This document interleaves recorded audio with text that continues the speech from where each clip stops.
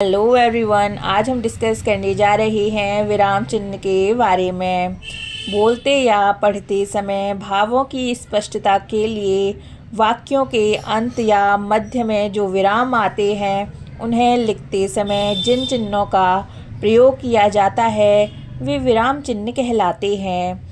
अगर हम बात करें विराम चिन्ह के रूपों के बारे में तो विराम चिन्ह निम्नलिखित प्रकार के होते हैं: पूर्ण विराम, अर्ध विराम, अल्प विराम, प्रश्नवाचक चिन्ह, विस्मयादि बोधक या संबोधन, उद्धरण चिन्ह, योजक, निर्देशक चिन्ह, विवरण चिन्ह, लाघव चिन्ह, कोष्ठक चिन्ह, उपविराम। आइए अब हम इन सभी के बारे में विस्तार पूर्वक जानेंगे। सबसे पहले हम चर्चा करेंगे पूर्ण विराम के बारे में। पूर्ण विराम किसे कहते हैं? पूर्ण विराम का शाब्दिक अर्थ है पूरा ठहराव। इस चिन्ह का प्रयोग वाक्य के पूरा हो जाने पर किया जाता है।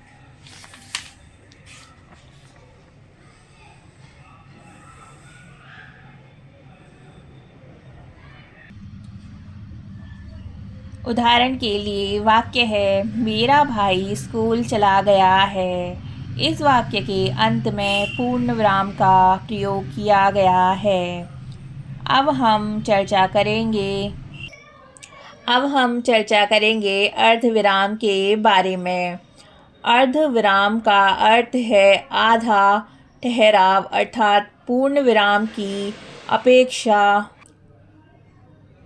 कम देर ठहरने के लिए अर्ध विराम का प्रयोग होता है। वाक्य है, हमें घर पहुंचना है, खाना तैयार करना है। जैसा कि आप देख सकते हैं, हमें घर पहुंचना है के बाद में अर्ध विराम का प्रयोग किया गया है। अब हम चर्चा करेंगे अल्प विराम के बारे में। अल्प का अर्थ है थोड़ा। इसमें अर्ध विराम की अपेक्षा कम ठहराव होता है।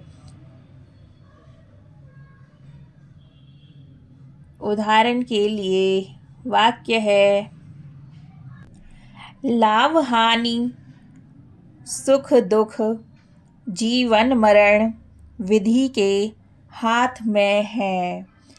आप देख सकते हैं कि लाभ हानि के बाद, सुख एवं दुख के बाद एवं जीवन एवं मरण के बाद अल्प विराम का प्रयोग किया गया है।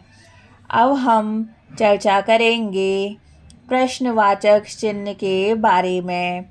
वाक्य में प्रश्न पूछने के बाद सदैव प्रश्नवाचक चिन्ह लगाया जाता है। जैसा कि आप देख सकते हैं, वाक्य है, तुम वहाँ क्या करते हो।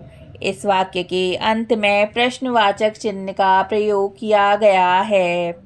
अब हम चर्चा करेंगे विस्मयादि बोधक चिन्ह के बारे में।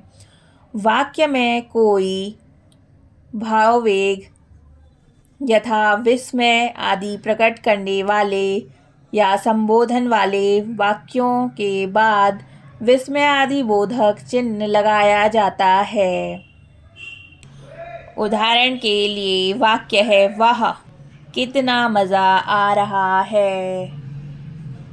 वह के बाद विस्मय आदि बोधक चिन्ह का प्रयोग किया गया है। अब हम चर्चा करेंगे उद्धरण चिन्ह के बारे में। जहाँ किसी का कथन ज्यों का त्यों उद्धृत किया गया हो, वहाँ उद्धरण चिन्ह का प्रयोग किया जाता है।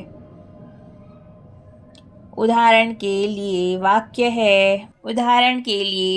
है, रामचरितमानस तुलसीदास द्वारा रचित महान ग्रंथ है।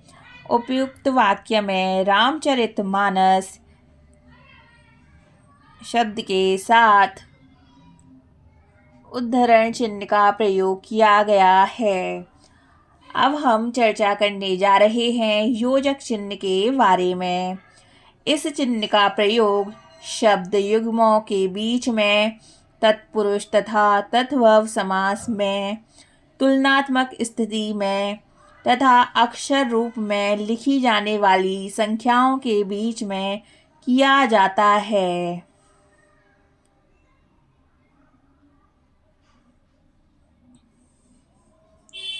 जैसा कि आप देख सकते हैं, शब्द लाभ हानि, सुख दुख, जीवन मरण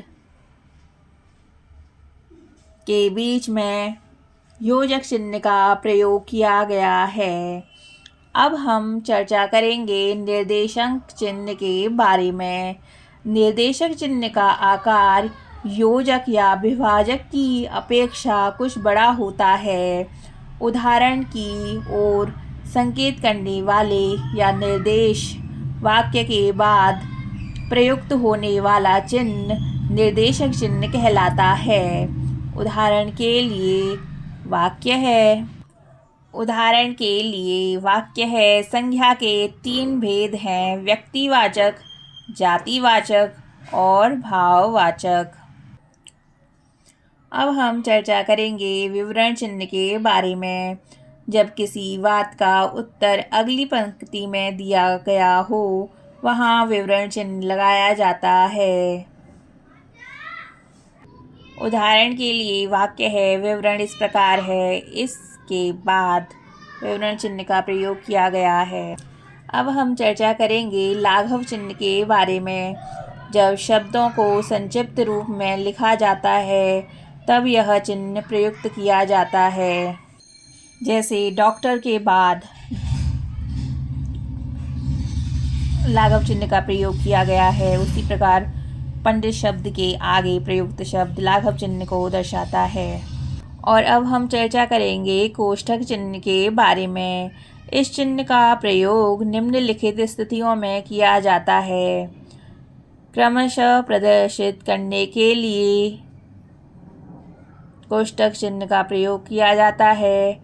वाक्य के भीतर आए किसी शब्द को स्पष्ट करने के लिए भी कोष्ठक चिन्ह का प्रयोग किया जाता है। नाटक के पात्रों के हाव भाव क्रियाकलाप की सूचना देने के लिए पात्रों के कथन से पूर्व भी कोष्ठक चिन्ह का प्रयोग किया जाता है। आइए अब हम चर्चा करेंगे उपविराम के बारे में। इन चिन्ह का प्रयोग भी निर्देशक चिन्ह की भांति होता है। प्रायः शीर्षकों में इसका प्रयोग अधिक होता है। तो आज हमने इस वीडियो में चर्चा की थी विराम चिन्ह के बारे में। विराम चिन्ह भाषा के लिए अनिवार्य ढंग है। विराम चिन्ह के प्रयोग से भाषा अर्थपूर्ण, स्पष्ट और प्रभावशाली बनी रहती है। हिंदी में प्रयुक्त होने वाले प्रमुख विराम चिन्ह पूर्ण विराम, अर्धविराम, अल्प विराम, प्रश्नवाचक चिन्ह, विस्मयादिबोधक, उद्धरण चिन्ह, योजक, निर्देशक चिन्ह, विवरण चिन्ह, लाघव चिन्ह, कोष्ठक चिन्ह एवं उपविराम हैं।